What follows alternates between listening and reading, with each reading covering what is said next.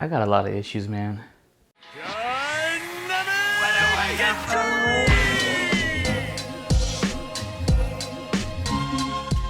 Alrighty guys, welcome back to the channel, and the year is almost over. Another year of doing this with you guys, back and forth. It flies by after the midway point. Like after May, days just blur together and it speeds along, but the first few months, a little slow. But yeah, so in order to celebrate that, I guess, I want to talk about something that I did this year that I haven't done in a while, which is read. And more specifically, I read some comics this year. I try to at least read one book a year, like an actual novel. I didn't get around to it this year, but I guess probably because I read so much comics this year, kind of like it took away from that. But last year I read Earthlings, which is a crazy book in and of itself. There's no time to talk about that. But going into this year, January, I was like, you know what? I haven't read in a while. I used to read a lot, but for whatever reason, I just stopped reading. I don't know if it was just like the money or I just got bored of it. I just stopped collecting altogether. I probably stopped collecting back around 2018 or so. So I probably collected for about a good 3 to 4 years and just read what I liked, really. So in this video today, I'm going to be listing some of my favorite things that I read this year, comics and manga alike, and hopefully it helps you guys out, because I know it is hard to jump back into reading if you jumped out of it, or just to jump in general if you've never even picked up a comic book. It is hard to find like a good starting point. So some of these, hopefully you'll get into them. So going into 2024 this year, there was one book coming out in January where I was like, you know what, this is going to be the good starting point for me to dip my feet back into it and slowly get back into the game. And it's always great when books restart, like a universal restart or like a reboot or a reimagining of something that you like. And that was Ultimate Spider-Man. This is the variant cover. I don't have the original cover, which is sad, but this is still pretty cool. This book is on like its 5th printing, the first issue. Anyway, it's Jonathan Hickman. He is a famous Marvel writer. He's known for like his Avengers run. I think he did some X-Men stuff like that, but well-respected writer, and he's gonna be helming Spider-Man this year. And I was like, you know what, let me get into it, because it isn't just gonna be like the rehashing of Spider-Man as a teenager and, you know, his backstory, all that stuff. It's actually an older Spider-Man. He's in his 30s, like 32, 33 or so, and he's first getting his powers at this age as opposed to getting it when he was younger. And it's currently on issue number, probably by the time you guys see this, probably issue 12. So a full calendar year. It's a once-a-month book, and it's just something that I related to, being, you know, in my 30s. I was like, you know what, I gotta start reading books that are a little bit older. That's why I guess Kaiju number 8 was so, you know, loved by me, because it's kind of the same premise where like you're not old in the sense of like an old person, but you are older now. You're not a child anymore, so you kind of think differently, you work differently. So it's interesting to see Spider-Man dealing with having a family and his life already established and then becoming a Spider-Man, as opposed to he's still figuring out his life and then getting bit and then having to deal with growing up, but also being a superhero on the side, which I know is what made Spider-Man so great for those reading it growing up, is you could relate to him because he was like the everyday superhero, but also you yourself were probably dealing with the same problems. So with us, this Spider-Man has kind of grown up with us, so now the older crowd, people in my age bracket, can kind of relate to Spider-Man now, like the problems that he's dealing with or what he's going through. So it was an interesting twist upon Spider-Man. And also, I don't want to spoil too much of it, but there are like, it is a reimagining of the universe, so there's different people playing different characters, and they're different attitudes as so opposed to what we're used to them being like, you know, Doc Ock and Green Goblin and all that stuff. So they changed it just enough to where it's new and fresh. It's not just the same rehashing of everything. And the Ultimate Universe has always kind of been that kind of style, where it's like it goes its own course. It doesn't follow the same, you know, brick road that was laid upon for itself. But yeah, the Spider-Man has been a great run. Love when main superheroes like Spider-Man get a good run. That's not just the same old, same old. And following right along with Spider-Man, we have Batman, another big mainstay hero from one of the big 2 properties. Spider-Man and Batman both rival each other in their greatness alone, but also the rogues gallery is like the best, the most iconic, I would say. And this is Absolute Batman, another sort of reimagining of the story that you're used to of Batman. This is written by Scott Snyder. He did the very classic New 52 run where Court of the Owls come from, if you're familiar with that. And yeah, I kept up. That when that was coming out, I was reading back then, so like I love that Batman run. So him coming back to Batman and writing this time in a different like take on Batman, I was sold. He's buff. He doesn't play no shit with anybody. He beats people up. He nearly kills people, and he's just like a different Batman. He's more fierce. He's more vengeance. He's more like the Dark Knight Returns kind of Batman it's reminding me of. And it's only 2 issues out right now, so it's not like we have a great grasp of the character. So we're still learning as we go. But again, like Spider-Man, it changes things up in the universe. Like Killer Croc and Penguin and all them are friends with Batman as opposed to being the Rogues Gallery. So yeah, it's changing up the story enough to where it's keeping me interested, and the fight scenes and all that stuff in it, and the weapons that he has, very cool. His symbol, the fat bat suit, it comes off and becomes an axe, which instantly drew me in. This Batman is great. He is the absolute Batman. I love it. I love when Batman is big and hulking. So it's setting up to be a great run here, and again, it is one of those ones that's like on its 3rd printing of the 1st issue, which is crazy. And also, I think it came out that it was the best-selling book of this year. That goes to show you the power of Batman and how much he sells. People love him still. All right, going along with the Absolute universe, we have Absolute Superman. DC is doing like a whole new rebranding thing of it, like a New 52 kind of thing. New 52, for those who don't know, as like a relaunching of the universe. So if you always wanted to read books but you're too afraid because they're like on issue 1000, this is their like reboot of it. So this is like their new #1. So for new readers or people coming back into reading, this is a good way so they can jump back onto their stories of characters that they love, or finding a good entry point for them. So yeah, Absolute is like the new thing that they're doing with the main 3 heroes, Batman, Superman, Wonder Woman. But All In is the title of, I guess, this new universe, like the New 52. This is All In. So whenever you see an All In on your comics, that's how you know that it's part of a new DC universe. Again, another new title. It's only 2 issues in. I've only read the first one. I just picked up the second one the other day. I haven't read it yet, but I've always not really been a Superman fan. I just picked it up mainly because I gotta see what they're doing with the character. Again, changing things up from the norm, going a different path, which is cool. I did not read Absolute Wonder Woman because I don't really care for Wonder Woman as a character. It's just not my cup of tea. I just really only care about Batman, I guess, really, as a part of the Justice League in their stories. I do think there is going to be an Absolute Martian Manhunter, though, which would be kind of cool to read. But this Superman, it's cool. If you like Superman, I guess. Nothing's really happened yet. It's only 2 issues in. It's just like his backstory, showing like life on Krypton, which I guess is cool. We hardly ever see that. We only see it like when it explodes, so we get to see like things leading up to the explosion. And yeah, it's Superman. It's fine. I'm looking at my books here that I picked up. So these are all like just like the #1s that came out this year. So if you wanted to get into them, you can get into them now. They're only going to be like at most like Spider-Man 12 issues in, so you can catch up pretty easily. So I'm noticing now that my collection that I've been picking up recently, I don't have a lot of Marvel. That's crazy, but I do have DC. So yeah, another book that I read this year. I think it started last year actually, but it's been going. It's Batman and Robin. Again, it was one of the first Batman books I picked up this year because Absolute Batman wasn't out yet. So I was just at the comic shop and I was looking around seeing what I wanted to read. I'm always a Batman fan, but also Damian is my favorite Robin. So this Batman and Robin is Batman and Damian. It's been cool to see them kind of humanize Damian. It's just the stories of Batman and Robin, and like Damian coming to be starting to live with Bruce basically, and them getting to know each other kind of, and Bruce learning how to be a dad and how to properly handle somebody who's so like advanced mentally like Damian is, and like how do you control a kid that just like knows more than you almost and just doesn't care to listen to authority. One of those stories. It's been cool. The art's really good. DeMeo, he does like the covers, but also he did a couple of the issues in there, and the art in here is crazy. That's the main reason I picked it up, just because the covers kind of drew me in. And yeah, it's been a little fun, enjoyable book. I think I'm like 4 issues behind though, so I gotta catch up on them. So I don't know what's happening currently, but the villains they've been fighting in there have been cool and like new. They're not just like the typical ones we see. They fight Man-Bat, which is interesting because you don't really see too much of Man-Bat. So that was a fun little storyline. But yeah, it's Batman and Robin. They don't ever get really crazy good runs.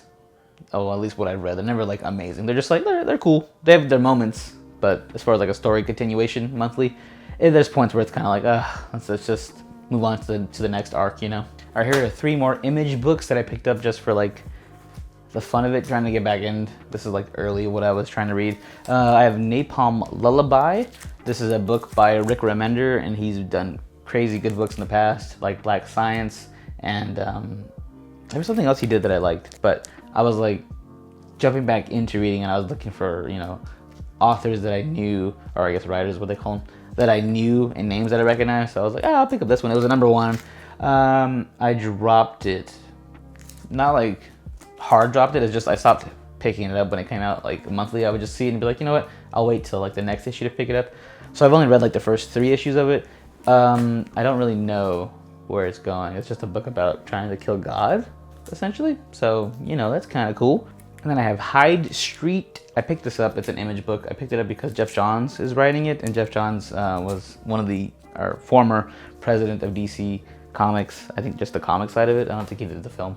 Maybe he did, but big writer back in the day. Again, jumping in, finding writers that I was familiar with back when I used to read, and this is only 2 issues in. It's like a cool little horror genre thing. This guy's, I guess, essentially Dr. Hyde. I'm not sure yet. It's only 2 issues in. I've only read the first issue. I'm interested. We'll see where it goes. Basically, he's just like a con artist, and they live in like a purgatory type thing, and I don't know. We'll see. The jury's still out on this one. This one's fine.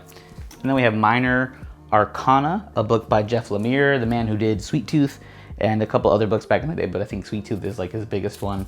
This one's been interesting. It's like 4 issues in. She's a girl who's the daughter of a psychic, and she's learning how to make psychic connections, but she's denying the abilities that she has. Her mom's the one who has it. She never really believed it growing up. So yeah, it's like a supernatural kind of, I guess, mystery so far. I've only read the 3 issues so far. There's 4 out, I believe, but what I've read, I've liked, kept me interested. Another issue that's on a 3rd printing, I think, of the first issue, so people have been liking it, I suppose, maybe just because it's Jeff Lemire, and he always sells out with whatever he does, usually. He has a very interesting art style, very watercolory, which has been nice to look at, but again, if you don't like his style, you might not like it, because it's so much him. He's writing, he's drawing, all that stuff. So yeah, it's been cool. And then next I have 2 books that started this year by artists. That's right, people you might listen to. First we have Moon Man by Kid Cudi, his first actual comic that he has. He does have an animated thing on Netflix if you've seen it. Big Kid Cudi fan. I still am, despite, you know, his lackluster releases in the past couple years, but I'm always gonna have a soft spot for that man. But yeah, this is his debut in Image Comics, which is cool, because usually when an artist does a book, they don't get like a big publisher, they just get like a random one-off kind of publisher. But I think Image is like one of the bigger ones now, that it's, you know, it's independent, kind of like the A24 of comic books, if you know. And yeah, it's a story set with like an astronaut superhero, and he's like exploring space. You know, Kid Cudi's always been like the man who loves space, so I guess this might be like how he's always seen himself to the world. He's like a superhero coming from space, all space themed. It's been fine. I haven't really read him. I've been picking him up, but I haven't read past, I think, the 2nd issue. It started off monthly, and then it became like bi-monthly, and then it kind of like, it has a weird release schedule, so that's kind of why I just stopped reading it. I was like, you know what, I'll just, when they come out, I'll pick them up and I'll read them when I have like enough to read like a big trade worth, like 10 issues in, then I'll read through them. So yeah, I just picked it up mainly because Kid Cudi fan, and it's cool to see like an artist get their first book. And then we have Paranoid Gardens. Gerard Way, lead singer of My Chemical Romance. He's written multiple books. He wrote Umbrella Academy, if you didn't know. So if you are a fan of Umbrella Academy, he wrote that. So I picked this up because I was like, you know what? I like Gerard Way. I like Umbrella Academy. I like My Chemical Romance. Picked it up off the strength of his name. I think Dark Horse does that one. So far, so good, I guess. It's another like thriller kind of mystery thing. She might have powers, and she lives and she works in like a psychiatric ward, dealing with former superheroes who have powers, and they're keeping everything like hush hush around all the workers or whatever, kind of trying to keep her in the dark. She just knows that she's like a nurse, but she doesn't know, like, she has no memories of like why she's nursing these people or who these people are really. So yeah, it's unraveling slowly. We don't really know exactly what's going on. But shout out to Gerard Way and Kid Cudi for having their books. That's cool. I would love a comic book one day. We'll see. And then finishing off with 3 of my favorite titles this year. You know, I did like the first couple I mentioned earlier, but these ones are like standouts for me. I have some one-shots. I have Zatanna, Bring Down the House. Look at that. Cool. Love that. It's a variant cover. I didn't realize until after I bought it that it was a variant. I was like, damn it, I need the actual cover. I like to have the original covers, not just the variant covers. But yeah, it's a one-shot. It's 5 issues. by Black Label, DC Black Label, which I found out is ending this year, like that publication, and they're just gonna go back to just being DC, I guess. Black Label was kind of like the uncensored, more raunchy and dark publication of DC. So sad to see it go. But anyway, there's Zatanna bringing down the house. Very fun story. It's a 5-shot. It's her kind of learning that she is magical, and it's not just like fake magic, it's real magic. And yeah, the art in it is fantastic, and the humor, it's written really well. It just feels like a good like movie. If they're to make a movie of it, I could totally see Ella Purnell from Fallout being Zatanna, because it just looks like her, like in the book that I'm reading of this book. And yeah, it just feels like a very cute little story for Zatanna. Zatanna's always been like a fun, interesting character, but they don't really explore her too much. She's always just kind of like in the background of Justice League and stuff like that. So seeing her get like an expanded upon backstory and seeing like how she got her magical powers and what possibly that could lead to like a deeper connection was very cool, very fun. But yeah, it was like a nice, beautiful book to read. I really enjoyed that one. And then another Black Label book, we have Plastic Man No More. It's only on issue 3. I'm assuming it's going to be 5 issues, like the Zatanna one. I like that they are exploring the other characters from DC. I've always been a fan of Plastic Man. In theory, I see him, he's funny, and whenever he was like on Batman Brave and the Bold, that was like my favorite iteration of him. But this one shows you how shitty he is. He's like, he's a bad guy. He's not a bad guy, but he's a bad guy. He is just dealing with the fact that he's dying, he's losing his plastic abilities, like his body won't shrink back to normal, and then his atoms are kind of like falling apart, and he has to try to find a way to find a cure. But along the way, you find out that he is still just like a shitty dad. He's divorced. He works with the Justice League, but he's like the butt of all their jokes. But this book specifically is great because it explores Plastic Man, but also the art style changes between shots. So whenever they do like flashbacks, it goes to like old-timey books. When they're with Justice League, it goes to like that more like happy-go-lucky art style. And then when it's him like doing shady stuff, it goes to like real like modern, dark art. It's crazy what they're doing with it. I love it. It feels kind of like his body, probably how it is. It's like all flowy and jello-y. That's how Plastic Man feels when you're reading it. And yeah, 3 issues in, probably gonna be 5. Can't wait for that to finish. It's been one of my favorite ones this year. And then rounding out the comics, we have The Power of Fantasy. This is by Kieran Gillen. He's written, I forgot what he did. He did something big, but this is on like a 4th printing for this issue. For this first issue again, another like one of those that's been selling out. I didn't expect it. Someone posted it on their Instagram, like what they're reading, and that popped up, and I was like, oh, that looks interesting, and I started reading it, and it is very interesting. One of my favorite books this year. It's not too action heavy, it's more word heavy, and it feels very like, it's heavy in the concept of it. It's basically like superheroes and people who are like god level threats, and how they are dealing with all being able to end the world at any point that they want to. So the way he describes it too, it's kind of like a cold war amongst heroes. Like they all have the ability to destroy everything, but there's certain ones who are so strong that they're here to prevent it. Like the main character, she's an angel, like a literal angel. She's there to prevent anything from happening to the world. And if something or someone tries to threaten that, she will not hesitate. She'll take you out. But there are people who are just like her, who are strong, who can take the world out. So it's kind of like if you do it, I'll do it. And it does feel very like Cold War-esque. So it's been interesting to see like a book like that, where it's just not so much just like fighting or whatever. It's more like a mental battle. And yeah, it's cool to see heroes in that light. It kind of reminds me of like the best parts of like The Boys, where it's like you see the behind the scenes of heroes. The Boys kind of turns it up to 10 as far as like their shittiness that they are as people. This one deals more with the fact that like we're just like playthings again, to like how The Boys kind of like, you're my plaything, you humans, and I'm above you. That's what this feels like. It's like what they would deal with and how they think, like when they look at us like, oh, we could just end this all right now if we wanted to, but we won't, because we have certain morals or whatever, certain motivations. So yeah, it's been a really interesting book. I think it's on 4. Yeah, it's on 4 right now. I bought 2 of the first issue on accident because the cover was different. So I bought the 3rd printing of the first issue, and that pissed me off. Transitioning, I've also picked up one book this year, one manga, Gachiakuta, right? Gachiakuta. This is, I think it's like on volume 5 now, but again, was wanting to read. I was in Barnes & Noble and I was looking through stuff, and I think on TikTok someone had mentioned it. They're like, oh, you can pick up this and get into it, see if you like it. And I did, and I do like it. It's really good. Great story so far, interesting power system, interesting main character. People do like it though. I've seen online reviews of like the further volumes. It's good, but I just haven't got around to picking it up. That's like the first actual paper manga I picked up like in my life.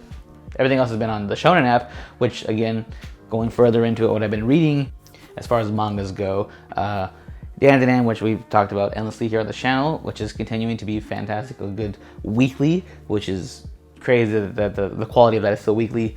Still keep it up with Chainsaw Man. You know, he writes his chapters so fast. It feels like he's rushed to put a chapter out, and he's like, here, damn, and it's like 3-4 pages, and it's like, I'll see you in a week. It's like, annoying. It's annoying, Fujimoto. You need to like go back to maybe bi-weekly or once a month or something, because what you've been putting out, although it's getting good, it just feels rushed to me. Even like the art style, like going from Dan to Chainsaw Man, it's night and day. The art, it's crazy. Sakamoto Days, I've talked about it, I think on a short here. I might do a full video on it, but yeah, Sakamoto Days, I have caught up to that this year. That was another part of like a reading list. It was Sakamoto Days. I'm like, let me finally get into it. Caught up with that. That's been so good, so good. And the anime is gonna be hopefully just as good, but it might not be. But Sakamoto Days continues to be peak. We finished Jujutsu Kaisen that ended this year, and yeah, besides those, I'm currently like looking for something to get into, like as far as a manga goes, because I'll be at work and I'm like, you know what, I want to read something right now. I have my phone here, I can go on the Shonen app and read something, and it's hard when you're only reading weeklies, because when they're gone, you have to wait around. So if you know any good ones for me to start, you could throw them down in the comments. I'll read them. But all in all, that is what I've been reading this year. The year that I got back into reading comic books has been fun. The year that I've furthered my manga reading, because last year was the first year that I started reading manga, but this year I furthered into it.